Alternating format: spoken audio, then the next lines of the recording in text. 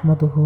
ونصلي ونسلم على رسوله الكريم اما بعد فاعوذ باللہ من الشیطان الرجیم بسم اللہ الرحمن الرحیم۔ امام جعفر صادق نے فرمایا کہ رمضان کے آخری عشرے میں شب قدر کو آخری عشرے کی طاق راتوں میں ڈھونڈو اور اس رات کو اللہ تعالیٰ کی عبادت کرنے کے ساتھ ساتھ سورۃ قدر کی بھی تلاوت کرو۔ جو شخص سورۃ قدر کو 207 مرتبہ پڑھتا ہے اور دعا مانگتا ہے تو اللہ تعالیٰ کے فرشتے آسمان کو چیرتے ہوئے اس کے پاس آتے ہیں اور اس کی دعا کو اپنے کندھوں پر اٹھا کر اللہ تعالیٰ کی بارگاہ میں اللہ تعالیٰ کے دربار میں پیش کرتے ہیں، کیونکہ یہ رات 1000 راتوں سے افضل ہے اور اس رات سورۃ قدر کو پڑھ کر اپنی دعاؤں کو مانگنا ایسے ہے جیسے اس کی دعاؤں کو قبول ہونے کی ضمانت مل گئی ہو۔